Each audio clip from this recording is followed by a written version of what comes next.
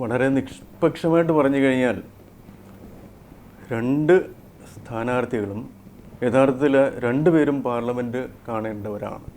പാർലമെൻറ്റിൽ പോകാൻ ഏറ്റവും യോഗ്യതയുള്ള രണ്ടുപേരാണ്. യഥാർത്ഥത്തിൽ കൊല്ലത്തുകാർക്ക് ഇതിൽ ആരെങ്കിലും ഒരാൾ പോയില്ല എന്നുണ്ടെന്നുണ്ടെങ്കിൽ ദുഃഖം തോന്നുന്ന ഒരവസ്ഥയിലാണ് ഈ രണ്ട് സ്ഥാനാർത്ഥികളും.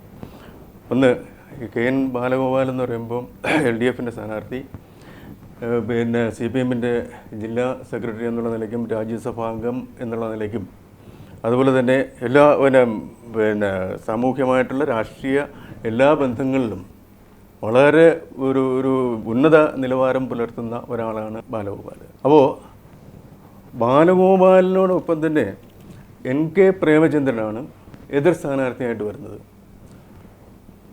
ഒരു ജനപ്രതിനിധി എങ്ങനെയായിരിക്കണം, എന്തായിരിക്കണം, എങ്ങനെ പ്രവർത്തിക്കണം, ജനങ്ങളുമായി എങ്ങനെ ഇടപെടണം എന്ന് 100% തെളിയിച്ച് തന്നിട്ടുള്ള ഒരാളാണ് യഥാർത്ഥത്തിൽ NK പ്രേമചന്ദ്രൻ.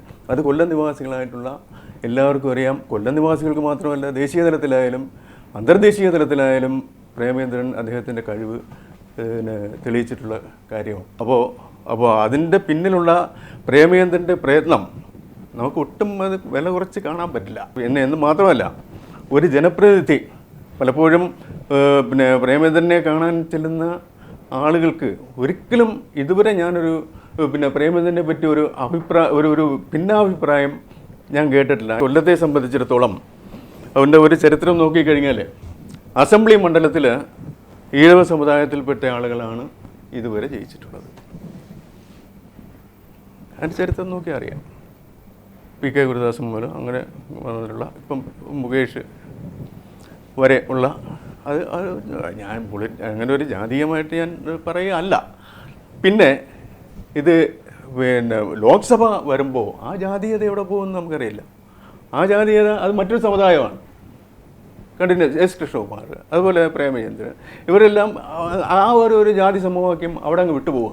SNDP യോഗത്തിൻ്റെ ആസ്ഥാനം, SN ട്രസ്റ്റിൻ്റെ ആസ്ഥാനം എല്ലാം കൊല്ലമാണ്. പക്ഷേ ഇവിടെ ഒരു BDJS സ്ഥാനാർത്ഥിയെ ഒരു പഞ്ചായത്തിൽ നിർത്തി മത്സരിപ്പിച്ച് ജയിപ്പിക്കാൻ പറ്റുമോ? ആരും പറയത്തില്ല. അത്രയ്ക്ക് പ്രബുദ്ധമാണ് കൊല്ലം ജില്ല. അവിടെ ഒരു ജാതി രാഷ്ട്രീയം കൊല്ലത്തെ സംബന്ധിച്ചിടത്തോളം, എന്നെ സംബന്ധിച്ചിടത്തോളം എൻ്റെ അഭിപ്രായത്തിനനുസരിച്ചിട്ട് പറയാൻ പറ്റില്ല.